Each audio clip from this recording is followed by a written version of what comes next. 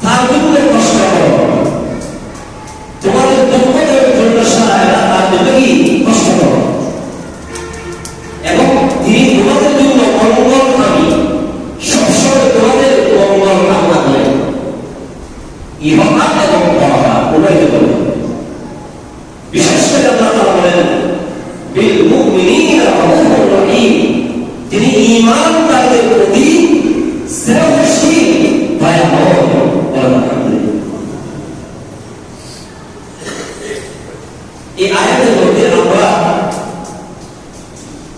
জানতে পারলাম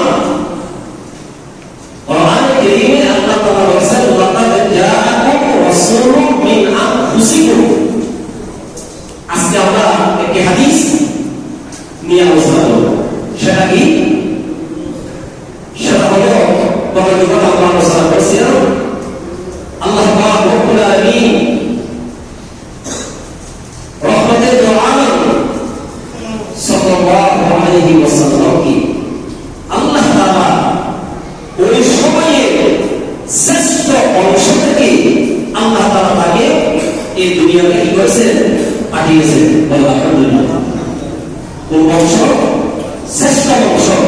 ওই সময় যত পুত্র যত জাতি ছিল ছিল সম্প্রদায় ছিল তাদের মধ্যে যে সম্প্রদায় যে কোনটা শ্রেষ্ঠ ছিল ওই শ্রেষ্ঠ অংশ থেকে আমাদের প্রিয় নবী সাল্লাল্লাহু আলাইহি ওয়াসাল্লামকে আল্লাহ দুনিয়াতে প্রেরণ করেছেন। তার প্রমাণ একটি হাদিস হযরত আনাস রাদিয়াল্লাহু তাআলা থেকে বর্ণিত।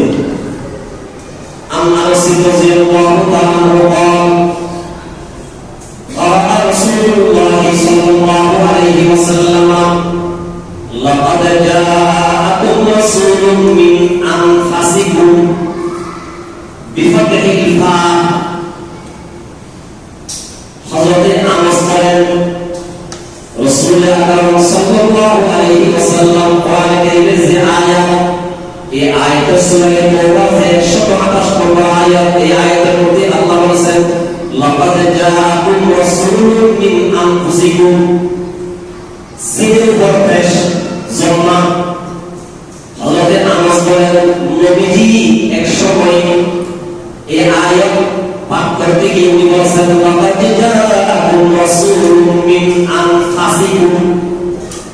আনফুসিকুম মানে ফাসিকুম ফাল ওয়াজর ফ্যাশন তার অর্থ কি? তার অর্থ হলো কি বলেন ওই আয়াতের মধ্যে অর্থ ছিল লাকাদ জাআকুম রাসূলুম মিন আনফুসিকুম অর্থ তোমাদের পক্ষ থেকে তোমাদের জন্য একজন রাসূলের আগমন হয়েছে।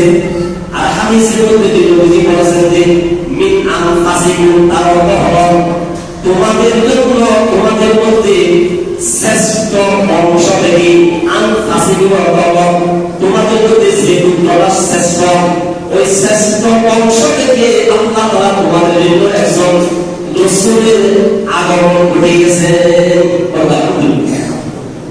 আনফুসিকুম বলে তার অর্থ হলো নিজ তোমাদের মধ্য থেকে অর্থাৎ আরবের মধ্য থেকে কুরাইশের মধ্য থেকে অর্থাৎ মানুষের মধ্য থেকে একজন নবী বানিয়ে তোমাদের জন্য প্রেরণ করেছেন।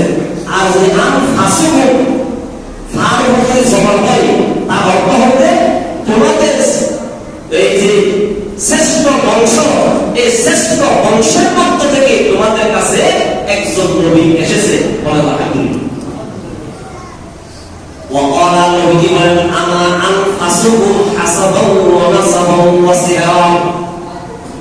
হে মদিনার মানুষেরা হে মক্কার মানুষেরা তোমরা জেনে রাখো আমি হলাম আমার বংশ হলো শ্রেষ্ঠ বংশ। আনা আনফুসুকুম হাসাবাও ওয়া নাসাবাও ওয়া সিহাবাও আমি হলাম আমার বংশ হলো শ্রেষ্ঠ বংশ। আল্লাহ তাআলা তাকে শ্রেষ্ঠ বংশ থেকে তোমাদের জন্য প্রেরণ করেছেন। লাইসা ফি আবাই মিন লাদুন আদামা সাফাহুম কুল্লুনা নাকাহুম।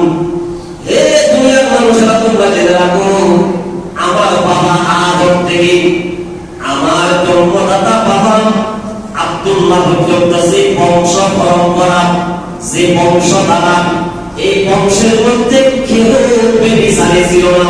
আল্লাহু আকবার। আল্লাহ পয়গম্বর বলেন হে মদিনার মানুষেরা হে মক্কার মানুষেরা তোমরা জেনে রাখো আমার বাবা আদম থেকে আমার জন্মদাতা বাবা আব্দুল্লাহ পর্যন্ত যে বংশ পরম্পরা যে বংশধারা এই বংশের মধ্যে কেউ বেবিচারী ছিল না কেউ বেবিচারী ছিল না। আল্লাহু আকবার। কেউ সেনাকারী ছিল না ব্যভিচারী ছিল না। এরপর সমস্ত বংশধারার মধ্যে বৈবাহিক সম্পর্ক ছিল। আমি যে বংশ থেকে দুনিয়াতে তশরিফ এনেছি, এই বংশের মধ্যে কেউ ব্যভিচারী ছিল না। আমার এই বংশধারা বিবাহের মধ্যে তারা আবদ্ধ ছিল। বৈধ মধ্যে আমার বাবা আদম থেকে আমার বাবা আব্দুল্লাহ পর্যন্ত এই সিলসিলায় পর্যন্ত চলে এসেছে। আলহামদুলিল্লাহ। তাহলে কি বোঝা গেল যে বংশ থেকে আল্লাহ তাআলা সর্বশ্রেষ্ঠ নবী, সর্বশেষ নবী পৃথিবীতে সুবহানাল্লাহ পাঠাইলেন। আল্লাহ তাআলা তার বংশ পরম্পরা, তার বংশধারাকে আল্লাহ হেফাজত করেছেন, সংরক্ষণ করেছেন। কোন ধরনের জাতের ব্যভিচারের ঘটনা না ঘটে। সুবহানাল্লাহ।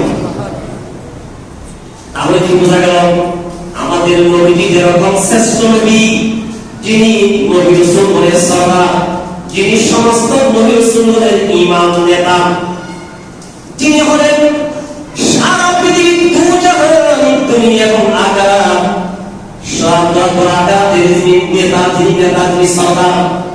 আল্লাহ তাআলা তাকে একজন সম্ভ্রান্ত বংশ আর একটা শ্রেষ্ঠ বংশ থেকে আল্লাহ তাআলা তাকে এই পৃথিবীতে পবিত্র মাহে রবিউল আউয়ালের মশহুর বর্ণনা অনুযায়ী, প্রসিদ্ধ বর্ণনা অনুযায়ী 12 তারিখ আল্লাহ তাআলা এই দুনিয়াতে তার শুভ আগমন ঘটিয়েছেন। বলেন আলহামদুলিল্লাহ। এই যে বংশ পরম্পরা, এই বিষয়ে ইমাম বুখারী রাহিমাহুল্লাহ ওনার কিতাব বুখারী শরীফের মধ্যে আমাদের নবীজির বাবার বংশ থেকে শুরু করে আদনান পর্যন্ত 22 জন সিলসিলা বংশধারা ইমাম বুখারী আদনান পর্যন্ত বর্ণনা করেছেন। আদনানের পরে আর বর্ণনা করে নাই। কেন করে নাই? আমাদের নবীজি এক হাদিসের মধ্যে বলেছেন, হযরত আব্দুল্লাহ ইবনে আব্বাস রাদিয়াল্লাহু তাআলা থেকে বর্ণিত, আন্না নবী সাল্লাল্লাহু আলাইহি ওয়াসাল্লাম কানা ইযা ইনতাহা ইলা আদনান, আমাদের নবী যখন তার বাবার বংশ বর্ণনা করতে গিয়ে যখন আদনান পর্যন্ত পৌঁছে, আমসাকা উনি এর মধ্যে যেতেন, এর মধ্যে আর বংশ পরম্পরা বয়ান করতেন না। এবং কি বলতেন নবীজি, ওয়া ইয়াকুলু কাযাবান নাসাবিয়ুন, যারা সিলসিলা বর্ণনা করছে তারা ওখানে মিথ্যা বলেছে, সেজন্য আপনার পর্যন্ত সঠিক, এখানে সন্দেহের মিথ্যার কোনো অবকাশ নেই। আদনান থেকে এরপরে ইব্রাহিম পর্যন্ত যে বংশ পরম্পরা আছে, এখানে কিছু বর্ণনাকারীরা মিথ্যা বলেছে, সেজন্য ইমাম বুখারী আদনান পর্যন্ত সিলসিলা বর্ণনা করেছেন। আলহামদুলিল্লাহ। যেমন শুনেন আদনান, আদনানের ছেলে হলো মাআদ, মাআদের ছেলে হলো নেজার, নেজারের ছেলে হলো মুসর, মুসরের ছেলে হলো ইলিয়াস, ইলিয়াসের ছেলে হলো মুদ্রিকা, মুদ্রিকার ছেলে হলো হুযাইমা, হুযাইমার ছেলে হলো কেনানা, কেনানার ছেলে হলো আল-নজর, নজরের ছেলে হলো মালিক, মালিকের ছেলে হলো ফাহেদ, ফাহেদের ছেলে হলো গালিব, গালিবের ছেলে হলো লুয়াই, লুয়াইয়ের ছেলে হলো কাব, কাবের ছেলে হলো মুররা, মুররার ছেলে হলো কালাব, কালাবের ছেলে হলো কুসাই, কুসাইয়ের ছেলে হলো আব্দুল্লাহ, আব্দুল্লাহের ছেলে হলো হাশিম, হাশিমের ছেলে হলো আব্দুল মুত্তালিব, আব্দুল মুত্তালিবের ছেলে হলো আব্দুল্লাহ, আব্দুল্লাহর ছেলে হলো সাইয়্যিদুনা ওয়া মাওলানা মুহাম্মদুর রাসূলুল্লাহ সাল্লাল্লাহু আলাইহি ওয়াসাল্লাম। এই যে 22 জন যে বংশধারা ইমাম বুখারী আদনান পর্যন্ত বর্ণনা করেছেন। নবীজির বাবা আব্দুল্লাহ থেকে ইব্রাহিমের ছেলে ইসমাঈল পর্যন্ত বংশের মধ্যে কেউ বলেছেন 30 জন, আর কেউ বলেছেন 40 জন। কিন্তু আদনান পর্যন্ত সঠিক, সেজন্য ইমাম বুখারীর মধ্যে আদনান পর্যন্ত এই সিলসিলাটা কি করেছেন, বর্ণনা করেছেন। এবার দেখেন মায়ের সিলসিলা, মায়ের সিলসিলা হলো তার মায়ের নাম হলো মুহাম্মদ বিন বলেন আমেনা, মার নাম কি আমেনা। এরপরে আমেনা বিনতে ওয়াহাব, আমেনা হলো ওয়াহাবের ছেলে। আমাদের প্রিয় নবীর নানার নাম হলো ওয়াহাব, ওয়াহাবের পিতা হলো আব্দুল মুনাফ, আব্দুল মুনাফের পিতা হলো জুহরা, জুহরার পিতা হলো কেলাব, কেলাবের পিতা হলো কুসাই। এই যে কেলাব, বাবার বংশের সাথে মিলে গেছে, একত্রিত হয়ে গেছে। আলহামদুলিল্লাহ। আমাদের নবীজির মায়ের বাবার নাম কি বলেন? মায়ের নাম কি? আমেনা। আমেনা বাবার নাম কি? কি বলছি? আমেনা বাবার নাম হলো ওয়াহাব। ওয়াহাবের বাবার নাম হলো আব্দুল মুনাম। আব্দুল মুনামের বাবার নাম হলো জুহরা। এই জুহরার বাবার নাম হলো খেলা। ওই আমাদের নবীজির বাবার বংশের মধ্যে খেলা আছে। এই সাইজনের পরে মায়ের সিলসিলা বাবার সিলসিলার সাথে মিশে গেছে, একত্রিত হয়ে গেছে। বলেন আলহামদুলিল্লাহ। সম্মানিত হাজরিন, আমাদের প্রিয় নবীজি উনি হলেন শ্রেষ্ঠ নবী। আল্লাহ ওনাকে শ্রেষ্ঠ বংশ, মক্কা কুরাইশ বনু হাশিম যে পুত্র, আরবের মধ্যে শ্রেষ্ঠ পুত্র হলো এই কুরাইশের আব্দুল মুনাম, আব্দুল হাশিম এবং শ্রেষ্ঠ বংশ। এই শ্রেষ্ঠ বংশ থেকে আল্লাহ পাক আমাদের নবীজিকে এই দুনিয়াতে প্রেরণ করেছেন। বলেন আলহামদুলিল্লাহ। উনি কখন দুনিয়াতে তশরীফ এনেছেন এই বিষয়ে বিভিন্ন মতামত আছে। কেউ কেউ ঐতিহাসিকগণ রবিউল আউয়াল ব্যতীত অন্য মাসও বলেছেন। এগুলো হলো দুর্বল বর্ণনা। গ্রহণযোগ্য বর্ণনা হলো রবিউল আউয়াল মাসে আমাদের প্রিয় নবীজি দুনিয়াতে তশরীফ এনেছেন। কোন তারিখ এই বিষয়ে বিভিন্ন বর্ণনা আছে। কেউ বলেছেন 2 তারিখ, কেউ বলেছেন 8 তারিখ, কেউ বলেছেন 9 তারিখ, কেউ বলেছেন 12 তারিখ। এই বিষয়ে বিভিন্ন কি আছে? বর্ণনা আছে। কেন আছে? আমি আরেক সময় আপনাদেরকে বলেছিলাম, ওই সময় জন্ম তারিখ লেখার কোনো কি ছিল না, তাদের আলাদা নিয়ম ছিল না। সেজন্য এই তারিখের মধ্যে কি আছে? একটু বিভিন্ন বর্ণনা আছে, মতানৈক্য আছে। কিন্তু প্রসিদ্ধ বর্ণনা হলো আমাদের প্রিয় নবী সাল্লাল্লাহু আলাইহি ওয়াসাল্লাম এই রবিউল আউয়াল মাসের 12 তারিখ সোমবার, 12 তারিখ সোমবার এপ্রিল মাসের 570 খ্রিস্টাব্দে সুবহে সাদিকের সময় এই পৃথিবীতে শুভাগমন করেছেন। আলহামদুলিল্লাহ। সুবহে সাদিক মানে বলেন তো, সুবহে সাদিক মানে কি? অর্থাৎ রাত শেষ হয়ে গেছে, ফজরের ওয়াক্ত শুরু হয়ে গেছে, ফজরের আযান দেওয়ার সময় হয়েছে। ওই সময় সুবহে সাদিকের সময়, ওই সময়টা খুব মুবারক সময়। আমাদের নবীজির খুব মুবারক। ওনাকে আল্লাহ দুনিয়াতে প্রেরণ করেছেন মুবারক সময়ে, বরকতময় সময়ে। আলহামদুলিল্লাহ। যারা ওই সময় ঘুম থেকে উঠতে পারে তারা হলো বরকতময় মানুষ। এখন তো আমরা সবাই ঘুমে থাকি ওই সময়, কিন্তু ওই সময়টা খুব বরকতময়। সেজন্য আমাদের প্রিয় নবীজি রাতকে 3 ভাগ করে মাঝে মাঝে সারা রাত উনি জাগ্রত থাকতেন, আল্লাহর ইবাদতের মধ্যে মশগুল থাকতেন। বিশেষ করে রাতের শেষ ভাগে আমাদের প্রিয় নবী সারা জীবন জাগ্রত থেকে আল্লাহর ইবাদত করতে গিয়ে লিপ্ত ছিলেন। বলেন সুবহানাল্লাহ। সম্মানিত হাজরিন, আমাদের প্রিয় নবীজি দুনিয়াতে যে এসেছেন, তশরীফ এনেছেন, তার বিভিন্ন অলৌকিক কিছু ঘটনা আছে। এই ঘটনাগুলো আল্লাহ কেন ঘটিয়েছেন? ঘটনাগুলো ঘটিয়েছেন এই কারণে যে উনি 40 বছর ধরে উনি নবুয়ত প্রাপ্ত হবেন। উনি মানুষকে ইসলামের প্রতি, দ্বীনের প্রতি, এক আল্লাহর প্রতি আহ্বান করবেন। সেজন্য ওনার জন্ম থেকে 40 বছর পর্যন্ত বিভিন্ন অলৌকিক ঘটনা, বিভিন্ন মুআজিজা আল্লাহ তাআলা সংঘটিত করেছেন। আলহামদুলিল্লাহ। যেমন উসমান ইবনে আবিল আস রাদিয়াল্লাহু তাআলা ওনার মা ফাতেমা বিনতে আব্দুল্লাহ, ওই মহিলার নাম ছিল ফাতেমা। উনি বলেন, একজন মহিলা যখন সন্তান প্রসব করার সময় হয়ে যায়, কিছু মহিলারা তার একত্রিত হয় তাকে সহযোগিতা করার জন্য, সাহায্য করার জন্য।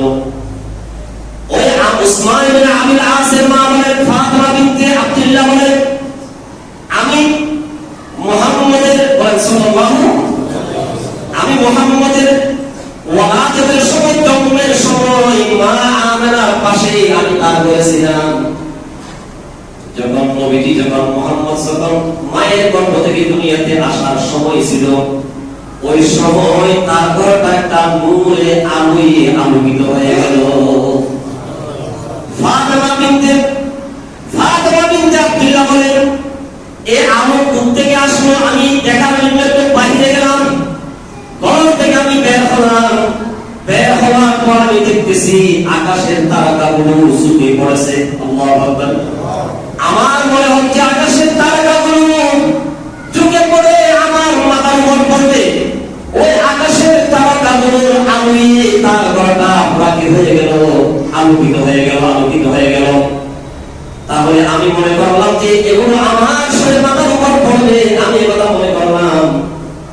এ থেকে বোঝা যায় আল্লাহ তাআলা আমাদের প্রিয় নবীর জন্মের সময় এই অলৌকিক ঘটনা দেখাইয়া পৃথিবীর মানুষকে সতর্ক করে দিলেন।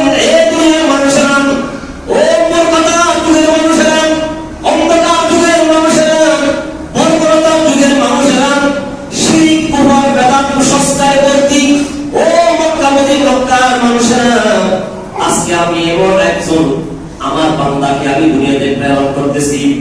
এই আকাশ থেকেই তারকাগুলো ঝুঁকে পড়ার অর্থ হলো উনি দুনিয়াতে আসার পরে দুনিয়া থেকে কুফর শিরক যত অন্যায় অত্যাচার আছে সবগুলো সে মিটিয়ে দেবে। বলেন সুবহানাল্লাহ। আমাদের বীর জন্মের বিভিন্ন ঘটনা আছে। ওনার মা আমেনা উনি বলেছেন আমার বাচ্চা যেদিন জন্মগ্রহণ করলেন, জন্মগ্রহণ করার সময় অন্যান্য মায়ের বিভিন্ন কষ্ট হয়, বাচ্চা ভূমিষ্ঠ হলে বিভিন্ন কষ্ট হয়, বাচ্চাকে পেটে ধারণ করে বিভিন্ন কষ্ট হয়। আমি কোনদিন এই বাচ্চাটাকে গর্ভে ধারণ করে কোনো কষ্ট ভোগ করি নাই। সন্তান প্রসব করার সময় এমন কষ্ট ভোগ করে যে কষ্টের কারণে মা দুনিয়া থেকে একবারে শাহাদাত বরণ করে, মৃত্যুবরণ করে। নবীর মা আমরা বলতেছে আমি কোনদিন জন্ম সময়ে অন্ত সময়ে কোনদিন কোন ধরনের কষ্ট আমি ভোগ করি নাই। বলেন সুবহানাল্লাহ। এগুলো হলো নবীর অলৌকিক ঘটনা। এরপরে কিতাবের মধ্যে আছে, গত জীবনে বলছিলাম মা আমরা বলতেছে আমার ছেলে জন্ম গ্রহণ করার সময় আমি দেখলাম এমন একটা আমার সামনে একটা নূর আলো আমার সামনে এসেছে। এই নূরের মধ্যে আমি দেখেছি ওই সিরিয়া মুলকের সামনে যত রাজপ্রাসাদ আছে সবগুলো আমার সামনে চলে এসেছে। সুবহানাল্লাহ।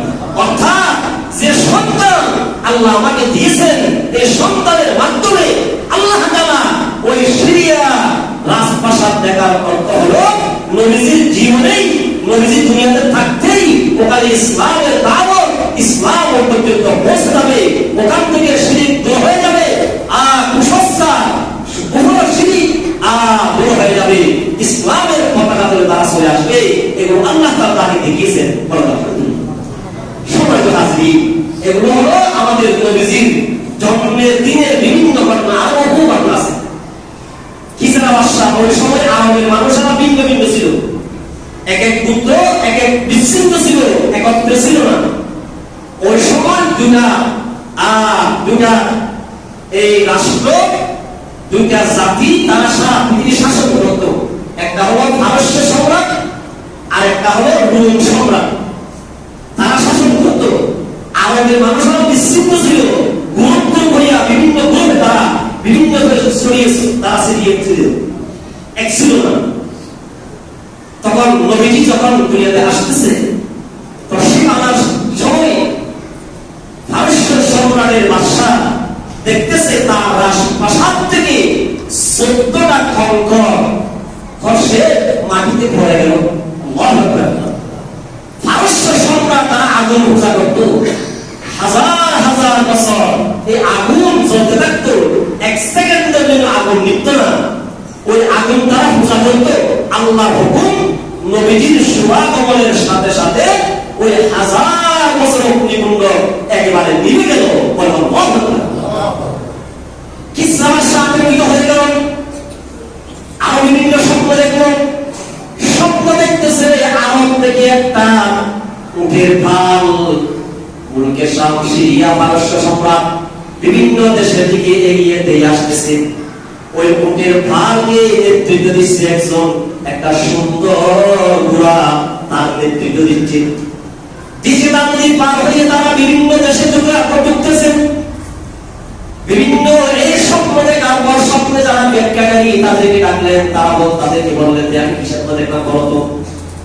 স্বপ্নের ব্যাখ্যাকারীরা বলতেছে হয়তো আরবের মধ্যে কোন একটা ঘটনা ঘটতেছে, তারা সঠিক দিতে পারে নাই, ব্যাখ্যা দিতে পারে নাই।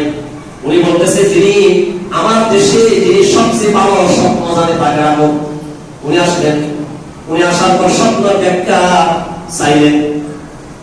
তখন ওনার পোড়াতে এক ছিল, ওনার ইঞ্জিনের এক ছিল। সে বলতেছে আরব থেকে একটা সন্তান জন্মগ্রহণ করবেন, যে সন্তান আরবের সমস্ত আরব গোষ্ঠী যেগুলো আছে তাদেরকে এক করে একতাবদ্ধ করে তার রাজত্ব তার হাতে যাবে। ওই রাজত্বের মালিক সেই ওস্তাদ আরব থেকে প্রসার হয়ে এই ফারস্য সম্রাট, রোম সম্রাট এগুলো তার আয়ত্তে চলে আসবে। আমি সংক্ষেপে বলতেছি এই সমস্ত অলৌকিক যে ঘটনাগুলো আমাদের নবীজির জন্মের সময় এবং জন্ম থেকে তার যে বয়স 40 পর্যন্ত বিভিন্ন ধরনের অলৌকিক ঘটনাগুলো ঘটিয়েছেন। কেন ঘটিয়েছেন? ওই 40 বছর পরে এগুলো কাজে আসবে। সেগুলো কি কাজ? যখন সে বলবে ইয়া আইয়ুহান নাস কুলু লা ইলাহা ইল্লাল্লাহ তুফলিহুন, ওই সময় এই কাজগুলো কাজে আসবে। সেজন্য আল্লাহ তাআলা আমাদের প্রিয় নবী সাল্লাল্লাহু আলাইহি ওয়াসাল্লাম মায়ের গর্ভ থেকে দুনিয়াতে আসা পর্যন্ত, দুনিয়াতে আসার পর থেকে 40 বছর প্রাপ্ত হওয়া পর্যন্ত বিভিন্ন ঘটনাগুলো আল্লাহ তাআলা সংকলিত করেছেন। এগুলো হলো নিজের সর্বশ্রেষ্ঠ নবী, উনি হলেন সর্বশ্রেষ্ঠ নবী, তার পক্ষে দলিল স্বরূপ, প্রমাণ স্বরূপ। আলহামদুলিল্লাহ। সম্মানিত হাজিরিন, সেই মহানবী সাল্লাল্লাহু আলাইহি ওয়াসাল্লাম দুনিয়াতে তশরীফ আনলেন। এই ঘটনাগুলো আমরা যে শুনেছি এগুলোর মধ্যে আমলের কিছু আমল করা সম্ভব। নবীজি দুনিয়াতে আসার সময় মা যেগুলো দেখেছে আমি আপনি এগুলো দেখা কি সম্ভব? বলে সম্ভব। যে ঘটনাগুলো নবীজির মাধ্যমে আল্লাহ ঘটিয়েছেন এগুলো আমাদের সম্ভব, এগুলো আমরা জানবো। এগুলোর সাথে আমলের কোনো সম্পর্ক নেই। আমলের সম্পর্ক হলো নবীজির সিরাত, নবীজির জীবনী। নবীজি কি করেছেন এগুলো আমাকে জানতে হবে, আমাকে বলে করতে হবে। নবীজি কি বলেছেন এগুলো আমাকে জানতে হবে, এগুলোর উপর আমাকে আমল করতে হবে। তাহলে মিলাদুন নবী মানে নবীর জন্ম, নবীর জন্ম সম্পর্কে আমরা জানবো। সিরাতুন নবী মানে নবীর জীবনী, নবীর জীবন অনুযায়ী জীবন পরিচালনা করবো। আল্লাহ তৌফিক দান করুন। আমিন। মিলাদুন নবী, নবীর জন্ম, এগুলো আমাদের জানতে হবে, বুঝতে হবে, জানতে হবে। এর সিরাতুন নবী হলো নবীর আদর্শ, এই নবীর আদর্শ নিয়ে জীবনটা পরিচালনা করতে হবে। আল্লাহ তাআলা কোরআনে বলেন, কোরআনে কারীমের মধ্যে আল্লাহ বলেন মান ইউতি'র রাসূলা ফাকাদ আতা আল্লাহ। কোরআনে কারীমের আয়াত সূরাতুন নিসা ৮০ নম্বর আয়াত আল্লাহ বলেন মান ইউতি'র রাসূলা, যে ব্যক্তি রাসূলের আনুগত্য করবে, এতাআত মানে আনুগত্য, এতাআত মানে অনুসরণ, অনুকরণ। যে ব্যক্তি মহানবী সাল্লাল্লাহু আলাইহি ওয়াসাল্লামের আনুগত্য করবে, ফাকাদ আতা আল্লাহ, সে আল্লাহর আনুগত্য করলো। আল্লাহু আকবার। দেখেন কোরআন আয়াত আল্লাহ তাআলা কোরআনে বলেছেন যে ব্যক্তি রাসূলের অনুসরণ, অনুকরণ করবে, এতাআত করবে, আল্লাহ তাআলা বলেন সে ব্যক্তি আল্লাহর আনুগত্য করলো। আল্লাহ কি করলো? আনুগত্য করলো। হাদিসের মধ্যে বুখারী শরীফের হাদিস ৭১৩৭ নম্বর হাদিস আল্লাহ রাসূল বলেন মান আতাআনি, মান আতাআনি ফাকাদ আতা আল্লাহ। যে ব্যক্তি আমি নবীকে অনুসরণ করলো, অনুকরণ করলো, আমার ইত্তেবা করলো, আমার ইত্তেবা করলো, অনুসরণ অনুকরণ করলো, যে ব্যক্তি আমার কি করলো, আমার আমাকে মান্য করলো, আমাকে অনুসরণ করলো, অনুকরণ করলো, ফাকাদ আতা আল্লাহ, সে আমাকে মানল মানে স্বয়ং আল্লাহকে মেনে নিল। সুবহানাল্লাহ। তাহলে কোরআনের আয়াতের মধ্যে আল্লাহ কি বলেছেন? যে ব্যক্তি রাসূলের অনুসরণ, অনুকরণ করবে সে ব্যক্তি আল্লাহকে অনুসরণ, অনুকরণ করলো। আলহামদুলিল্লাহ বলেন। আবার হাদিসের মধ্যে বুখারী শরীফের হাদিস আল্লাহ রাসূল বলেছেন যে ব্যক্তি আমাকে অনুসরণ, অনুকরণ করবে, আমার ইত্তেবা করবে, আনুগত্য করবে, সে ব্যক্তি আল্লাহর আনুগত্য করলো। আলহামদুলিল্লাহ। তাহলে নবীর আনুগত্য মানে আল্লাহর আনুগত্য, নবীর অনুসরণ, অনুকরণ মানে আল্লাহর অনুসরণ, অনুকরণ। কারণ আল্লাহ তাআলার অনুসরণ আমরা কিভাবে করব? আল্লাহ তাআলা নবীজি দুনিয়াতে পাঠিয়ে, নবীজিকে পাঠিয়ে আমাদেরকে একটা রাস্তা, একটা রাস্তা পথে আমাদেরকে চলার একটা সুযোগ করে দিয়েছেন।